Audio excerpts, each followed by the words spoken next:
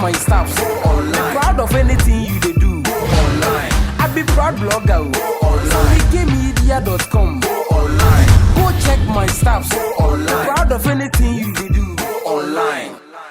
Go online, go online. You told me you love me. Sir, and Aisha Moody, she lost Tomboy. Can't tell Obra for say, I woo, and also sue me. Wow, Pemeda. Hey! You be share our court. You be share our court. Mebo video. Amama we no go la be sa na chese ababo no ayede ebro e frem some komotumi twantia frem some ke hu krom dia e wetim some ke media meji say den go online make out say this show is brought to you by the Slimming Hub GH Afedo Sports and afin so Jace Diapers Aisha say dia obi enim say Aisha Modi she loves Stonebwoy Stonebwoy die hard fan pa na Aisha Modi o static aside mra na chese Black City ni Stonebwoy insemsem ba ya na chese o munye adwuma biom na Aisha Modi be yi niam pie ya reveal secrets bebre Kelvin Boy ni Stonebwoy suje adwuma so sa na chese obekasa bebre na no na chese oko delay show so some months ago na chese oko kan sembi se ono o produce Obrafo Kasebo album Obrafo ne management babontin otin babontin be kan say executions that babontin say masa ye ni album bia ye frɛ no Kasebo debi ye nya ho ye ni album bia ye frɛ no Kasebo ye ni album na Kasebo just a song it is also produce album masa obua utwa ntro pa na utwa Aisha Modi utwa ntro kasa dodo utwa ntro na zo mo tro letter tin e bre na no na say Aisha Modi nso be reply ma ne ye dede san na e ka say asemi isi ye wo ho a Obrafo ne management say omo kan say letter na omo tro ye no omo kan say Aisha Modi am apologize for the statement na why na san say we gu Obrafo hu fidi ana chese court asem bebem ampa ye wo ho ana chese Obrafo ne management atro aba say omo ne Aisha Modi court de de mo azin sue ono Aisha Modi show no course no the delay show and afin so no delay na nkaza no o san sue ne bi say wama kwan ama egu ne hu fi wo ne platforms with say the omu court sue omo tete no 8 billion 800,000 Ghana cedis see all the back current cedis ni mo na no na chese Aisha Modi tie o se obeye dede hey mami kasa ama you told me you love me na piepiem mbebo video ama answer no make out say the Slimming Hub GH ton open slimming e draw na chese FDA approval no side effects na chese natural weight supplements papa there the Slimming Hub GH na say o contact you on 0240 222 432 0240 222 432 na chese obetimi ahwe o metwa kwan so Instagram the Slimming Hub GH Instagram na oni omu edidwa Jace Diapers eton diaper papa na chese de bon kola na mpanyifo na chese more types bebre from size medium size large extra large na no mo zan so types na chese pull ups ni plaster there de bon kola na mpanyifo na chese o person wakola eda from now to me ye wade dia panyin so ontimi moving koba o person born diaper da there na say we use Jace Diapers so mo san so wipes na say ye the paper award ni ade award na win ye na ni blog of the year that's ma mo vote ye 90 eno na say wipes na me paper award ho ni ade the paper ho ni ade nti omoto no wholesale internet so obetimi afro mo on 020 90 81 228 na oni omu edidwa hwe mo kwa on Instagram Jace_Diapers Jace_Diapers na oni omu indija Afedo Sport nso eton so bulu asana alamoji miller drink ban local drinks papa de omu fie na ewo invite you to your wedding engagement funeral birthday parties corporate events na no invite you mama be serve guests kama mo ye deliver the bowl fie internet say invite you mo na chese bibia sorted Shamecha kwa ewo Instagram Afedo_Port na from on 0507393714 na oni omu indija Aisha Modi kasa na kasa no anu zen anu zen to na do beka my share video ni mbra Nyankopon no kama koma na mimi asembeba the album mimi sike nimu me help nimu me sweat nimu it should come out no unboldly no nkase manto nduru ambre no mamboa ne time onya show kan onu nkase ne busuafo kura yi ni maaye mamboa ne da no me say nipa no obeka sa asem we ubi no Nyankopon no kama koma that time na obre na me de boa no nyame na okama koma no sa Nyankopon na nkasa no nsuo bi ebe free suwa be gu form se eto tonda obi wo be wo ofie bi o de tonda na ebeku no mu de mon ka asema munnim ho na mo fisa kwasiebuo enye ya kwasiebuo ya de eye ya pa me yo ba be sia me wo ma me wo me yemu ma me wo street ghost stand over 30 me ma be ka asema enye no kore na me ma enye no me bibi a me ye bia ye for me daachi papa bi a me ye bia ebe unlock buildings and doors ama me mba nti central na me dia me say nsuo to a me ma me nan enti nsuo mu but so obi so onim asem wo hye na obrafo say me na sembeba de bi album oba be see by the age of 20 something years I wasn't a help in that album na kwasie bia be sorry abedi matam se obrafo enyam wana ni maami na busuafo entumi amoa no he nsuo be ku omo baako nsuo amfa wo ba tonda be strike wo ba kwasie bi meka sa asem no bi kwasie bi oni asem bi o meka sa asem bi usiu me 800 million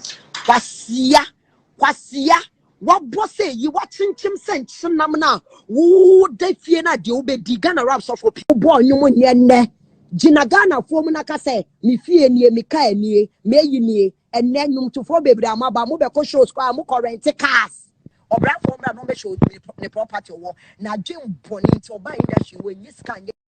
manyiska nya she kwasiebuo wo obra fo ma wo buom kwasia mmema wo buom kwasia nyina me masam ba yo mu nyina epia ba na wo de demi e ho na wo be unge na wo koji ni sika na wo ji ni sika o de ko wo mu nyina ne sister be kasa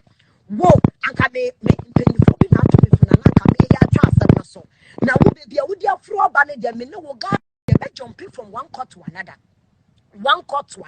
you bet jumpy court sa me no mi no me say wall to wall san say wo so be yi mi boni aye ne de wenya ntoma wenya bibi andam 2009 11 years ago na wo super becho na duru wanka shege butum banza bra na be siu many delay sa 800 million no say you say we yeska me hu say we yeska me ka say me tu susu na ama o 800 million e sha 800 million na wo siu many delay no sha su ye 3 billion me say be taking $1 million ama me they are fighting from boot to boot for the world to know who you are and the evil in you. I will do that. Me feel say mpanyufo ne me akasa nti me betwa bibia so baby a wo keka kono bra for me say hoye tro Nyankopon no ka makoma na me de boa won fa boni we ncha wo da because me anya me pena me de boa we nya me ka makoma me say sa spirit unknown ne ka makoma na me de boa wo bra for no sa spirit no on fa wo ho ncha wo da bibi eni asase we so a wo ya wo ntwiaka bibi eni asase we so a wo ya wo nyenwo eketua de wo bedue bia wo betwa wo dua papa wo twa papa wo dua bone a wo twa bone wo dua papa wo twa papa wo dua bone a wo twa bone menye mamu hu se ewiase mo se woni obi di agro ma yesa mpanyufo ne me akasa me maami ofo afre me mpanyufo bi otumfo ekiri ba na bonso afre me mpanyufo ono abototis mu nyina afre me e na metwa asem no so se asem nkode bedi eda bibia me ye bia nyame asem me jana ma me nyame e na metwa so na wo be serve me letter wo brafo wo me wo serve me letter wo when you the gas when you shock me na me you feel shock in paso hey mumunye wo mumunje munsu ade wo wiase wo o feel say wiase mu ye nam no ye body keke wo ye spirit that lives in us ye nipadua no enu nti na obi ka abona na wo wu na ne sunsun munsu bibi wo wiase mu preach eya saa nyum na mo to na mo ne ye kasa no mo nya saa de no bra for wunya mbre ye what 2009 brana be time me say if 5 million kwa na ebi da account mu because appear to so anu mo kwa na wo hie adwuma kwa na wo bo work na de ko what nkwasiafo bi ti say what ntine eya nkofo eyi bo ho gone too soon. What a shock. Gone too soon. Some say me ho nye fe ne ma ba ne makeup free. Na mo hwe meni man kasa.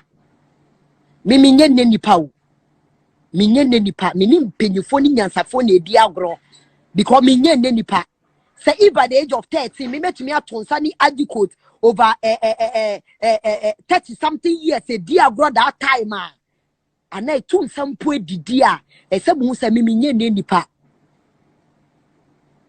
Ube sue me 800 million and $800,000 kwasia we busuafo na omugu abroche na omonim hale anka kwasese mo wudi kwa wenya obi atma na tofo anka watofo ana mo feel say ye ba ye kwasiafo sa me mpa me ho asem o ba wudi kwasa asem foforo me a mesane kwasiasem de firi so mititwi a se menka mititwi ye panka na wo brafo obetem kwasi asamate impanyifo kasa ko waso wo kampanyifo asam ba wonni impanyifo nyansa wo wadwin wo kampanyifo asam ba wonni impanyifo nyansa wo wadwin mu wo manager na de wo ba me wonu kwa ba be confirm me say am pa de wo ba say me mboa wo kwasia ebedu baby na obe sati I love you na me papa me ye okra na ye onwanwa edu baby kwa you have to every day call me and thank me say papa ya ma ye okra na ye ebru wa adwene wonti ase so hu me so nipa da wo wiase ma wo ba ye any shoe me so nipa wo be wo no wa che because omo mu di wechi na omo tu ufu nyina wo sika say wo shiu me na omo anya sika ni bi wo fe say delay brand ye nkwala brand ye didi agro delay me brand ye nkwala brand ye didi ago be see you mini delay hey but you hey wo bra for you at wa ko mamu ye evil pa o hey me say me suro ni pe bia ba na me nji bi say me suro sada why you not coming out me ma ba out ma be kasa me de mensa o feel say court ye ton fufu o ana court ye yi benkum aba wo ho o feel say court ye yi benkum aba wo ho ana omo wa America that time no omo me se wunti metwa obi ateketa ma na abagana me mentina si mankwasiafo ni fu bi ade tanta bi te sa wo obrafo never in my life me de bia me say if I have to die for the truth I will die me fo bi adamfo a me wu ama wo 100 masa 800 ni so ko double scan ye ni trillion wo yiri no oda wechi na onim nyansa ono ma frɛ no me say time a wunya stroke na woni no wo baba akọ wedim nyina chia call left call right na right call left no na woni no wo baba akọ she should come out and boldly say otumi to nro kra ma nkwasiafo na esa Aisha Modi na mu te say na nu gbegbegbegbegbegbe biye mami kasa osi ene se mo say meme hu nyefe ene manye makeup me de aba mo nhwe ene na say gbegbe oyi ni 11 te say emo etu to Jimmy Rice show brought to you by the Slimming Hub GH. Now it's a Slimming pills papa dia ehona ewo afin so afedo sport so local drinks papa dia ho na ewo open diaper papa na diaper business aye dia Jay's diapers beloku to so na ama me hu ayefe aha ena me di musie from some okomotum twantia from some ke hu okrom dia na wetim some ke media meji so den go online. Go check my stuff online. Proud of anything you dey do online. I be proud blogger online. SoRikeMedia.com online. Go check my stuff